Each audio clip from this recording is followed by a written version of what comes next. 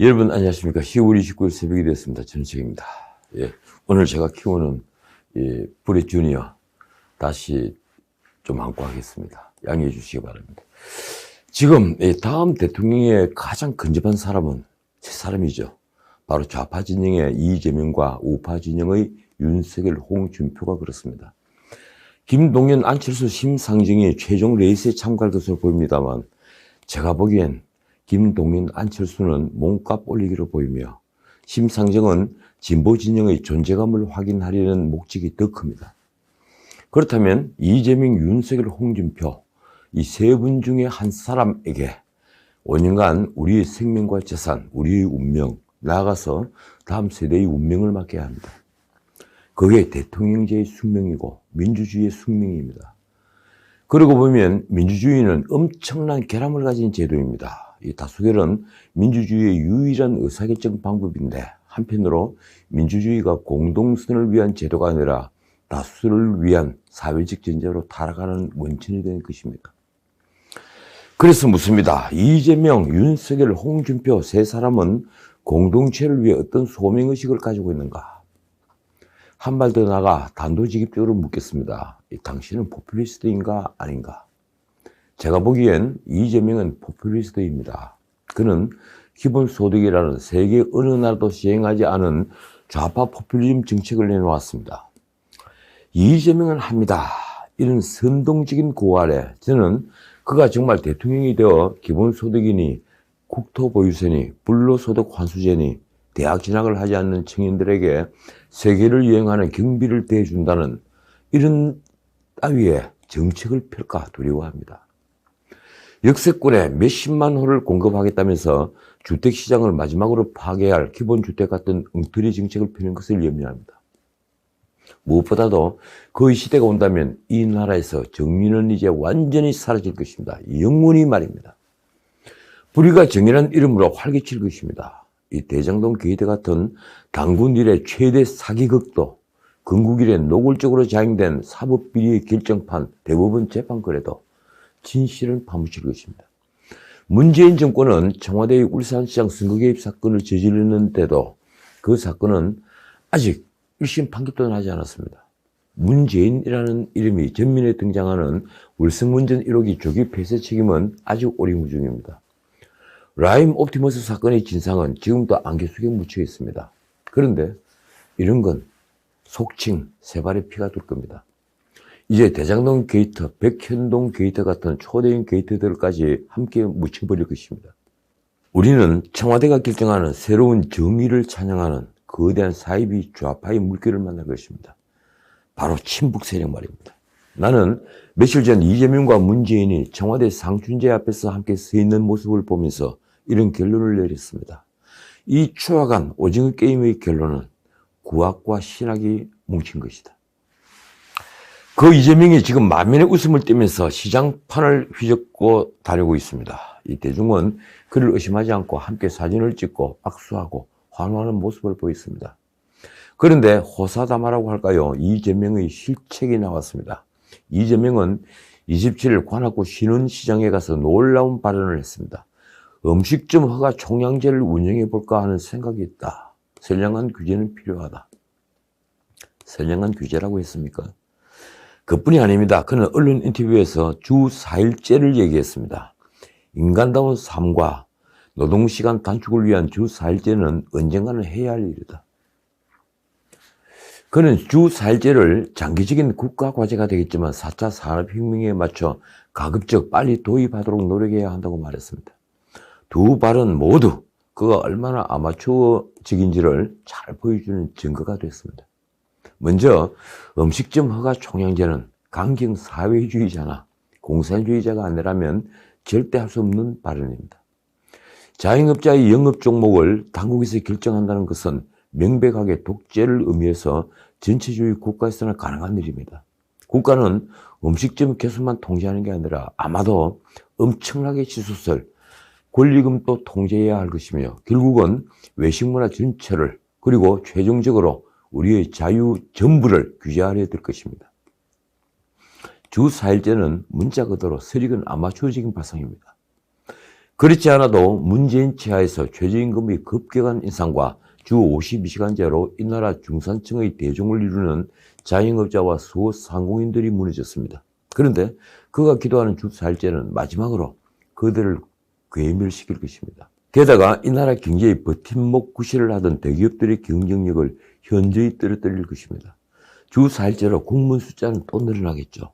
그래서 미래 세대에 엄청난 부담을 주며 결국 국가 재정을 완전히 파탄시켜서 와해시킬 것입니다.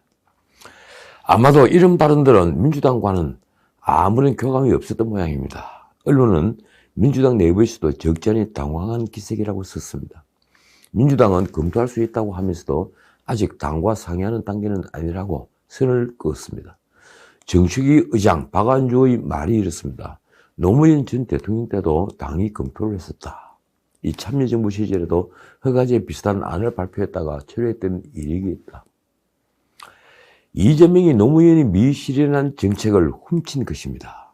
이재명은 무슨 철학을 가지고 이런 정책을 말한 걸까요? 저는 그가 어떤 철학을 가지고 한 말이 아니라는 데 걸겠습니다.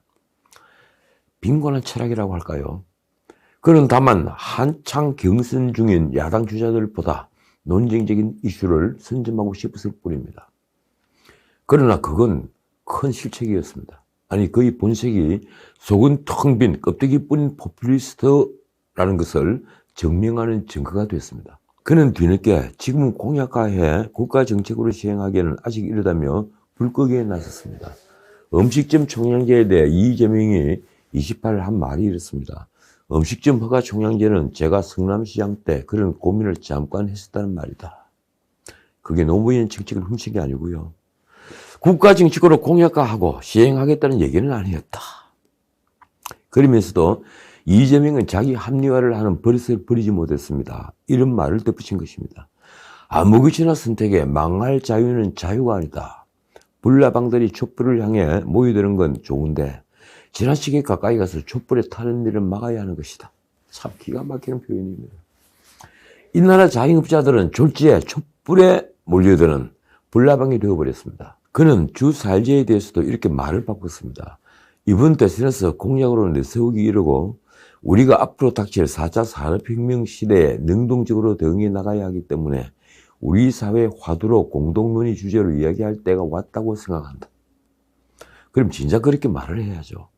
아마 그는 기본소득제니 기본주택이니 하는 정책도 말을 바꾸게 될 것 같습니다. 적어도 국민 절반 이상은 그게 얼마나 교묘한 교원 영색인지 알아버렸기 때문입니다. 야당 주자들도 비판에 나섰습니다. 윤석열은 전체주의 발상이라고 했고 홍준표는 반헌법적 발상이라고 했습니다. 원희룡의 말이 전국을 찔렀습니다. 이재명 헛소리 총량제부터 실시해야 한다. 자, 그런데 대장동 게이트 수사는 어떻게 되는 걸까요? 2015년 2월 6일이 진실이 무엇인가부터 살펴보겠습니다. 이재명이 정진상을 통해 유한계 성남도시개발공사 개발본부장을 시켜 황무성 사장이 사표를 내도록 압박했다. 지금까지 우리가 짐작하고 그리고 검찰이 의심하는 당시의 상황이 이렇습니다. 황무성이라는 그림돌이 제거가 된 뒤에 초과이익 환수조항이 빠진 채 화천대유와 성남도시개발공사는 협약을 맺었습니다. 말하자면 황무성 제거에 이재명이 관여했느냐 하는 것은 이재명이 배임죄의 죄책을 지느냐 하는 문제의 핵심입니다. 그런데 지금 포천도시공사 사장이 되어 있는 유한계는 언론사에 보낸 입장문에서 이재명이 편에 서서 이렇게 말했습니다. 황무성이 자발적으로 사퇴하지 않고 임명권자 운운하였기에 이 정진상과 이재명 시장 등을 거론하였던 것이다. 글쎄, 그게 정말 제대로 된 변명입니까? 결국 사퇴 권유는 자신의 의사로 한 것이고 이재명, 정진상, 유동규와는 무관하다는 것입니다. 그가 내린 결론은 이렇습니다. 사장 퇴임권으로 당시 이재명 시장이나 정진상 정책실장과 상의한 적이 없다. 그렇다면 그는 왜 상관인 황무성에게 사퇴를 종용할 정도로 월권을 한 것일까요? 그가 한 말입니다. 황무성은 공사업자와 관련된 소문과 사장 재직 당시 사기 사건으로 기소돼서 재판을 받고 있었고 이를 성남도시개발공사에 알리지 않았다. 그는 우연히 이 사실을 알게 됐는데 황무성의 명예와 성남도시개발공사에 누가 되지 않기 위해 사퇴를 건의했다고 했습니다. 그런데 거기 건의였던가요? 제가 보기엔 압박이었는데 그는 또 김만배가 자신에게 수억 원을 건넸다는 의혹에 대해서도 전혀 사실이 아니며 김만배와는 일면식도 없다며 선을 그었습니다. 황무성은 이재명 측의 사퇴 종용 자작극서를 정면 반박하고 나섰습니다. 그도 28일 입장문을 냈습니다. 제가 자작극을 벌일 이유가 하나도 없다며 유한기와의 대화 녹취록을 공개한 이유를 이렇게 밝혔습니다. 불합리하고 비상식적인 일로 제게는 큰 수치심이기에 이를 알리지 않고 지내왔다.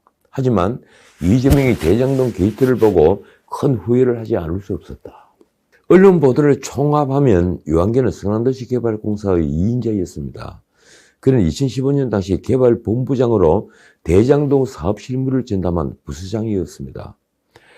도시개발공사 내에서는 유동규가 1인자라는 뜻에서 유원, 그리고 유한기가 2인자라는 뜻에서 유투로 불렸습니다. 그는 화천대유가 포함된 하나은행 컨소시엄이 선정되는 과정에서 절대평가 심사위원장을 맡기도 했습니다. 말하자면 유한기는 이 거대한 게이트의 기본 을개를 짠 실무 총책이었던 셈입니다. 이재명 측 역시 유한기의 말처럼 황무성은 사기 혐의로 재판에 넘겨져 사장 자리에서 물러난 것이라고 반박했습니다. 황무성은 2014년 6월 사기로 기소가 되어 1심에서 징역 10월을 선고받고 항소에서 2심과 대법원에서 일부 무죄 판단을 받았습니다. 그래서 최종적으로 징역 6월에 집행유예 2년을 선고받았습니다. 황무성은 2011년 우즈베키스탄에서 사업하던 지인에게 투자자를 소개해 줬는데 돈을 받지 못한 투자자가 사기죄 공범으로 고소한 사건으로 사직서는 2015년 2월에 제출했고 1심 선고는 2016년 8월 24일에야 이루어졌다고 밝혔습니다. 그는 재판 문제로 공사를 떠났다는 것은 성립하기 어렵다며 이렇게 말했습니다.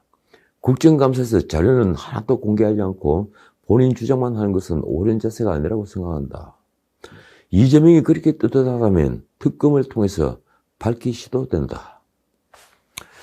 2019년 화천대유 김만배의 자금이 이 이재명 변호사비 대납 의혹에 연루된 S사 측에 여러 단계를 거쳐 흘러들어갔다는 의혹이 제기됐습니다.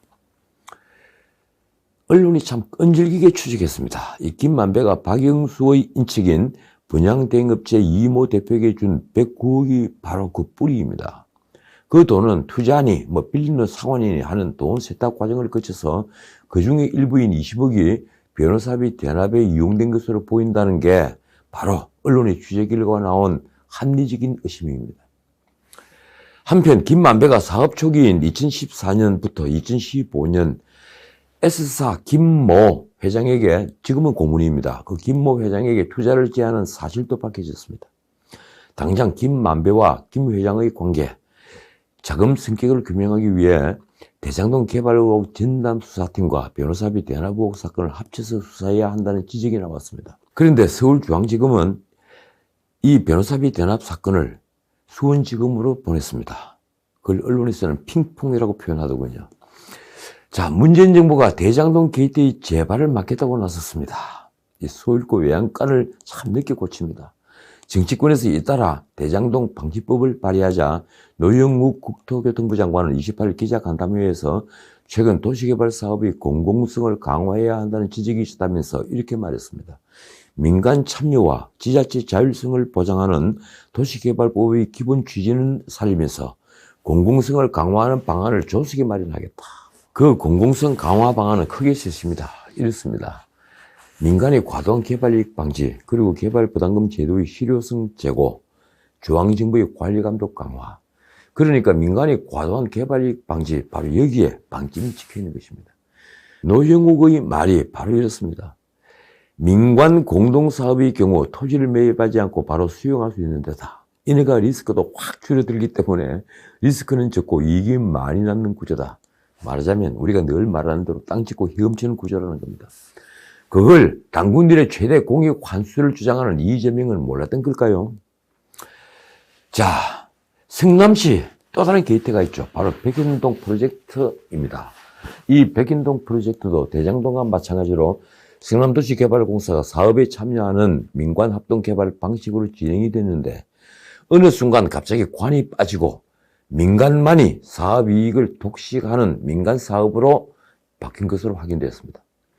중앙일보 보도를 보면 한국식품연구원과 성남시 간의 백현동 프로젝트 관련 공문들에 따르면 식품연구원은 2차례에 거쳐서 땅을 매입한 사업자가 성남도시개발공사와 공동으로 사업을 추진토록 해 사업의 공공성을 확보하겠다는 뜻을 성남시에 전했습니다. 식품연구원으로서는 성남시가 토지 용도를 상향 조정해줘야 민간 사업자에게 땅을 팔 수 있는 상황이 있는데 성남시가 번번이 이를 거부하자 성남시가 왜 거부하는가 살펴보니 그 이유가 공공성 부족이라고 판단하고 성남도시개발공사를 참여시키는 민관 합동 카드를 성남시에 제시했던 것입니다. 그런데 막상 성남시는 민간개발로 다시 방향을 틀며 토지 용도를 4단계나 상향해서 준지구지로 변경하면서 용적률을 대폭 늘렸고 민간업자가 일확천금을 하도록 만들었습니다. 그 배경엔 성남시장 선거에서 이재명 캠프에 있었던 김모라는 자가 있습니다. 국민의힘 김은혜는 이렇게 말했습니다. 성남시의 기조가 180도 바뀐 시점은 딱 김모가 백현동 민간사업자 팀에 합류한 2015년 1월이다. 국내 아파트 개발 역사상 전무후무한 4단계 용도 상향 조정 그리고 50m 옹비기 김씨 등장 이후 성남시가 내놓은 작품이다. 결국 민간업자는 감사 보고서상 이익만 3천억이 되는 노다지를 캤습니다.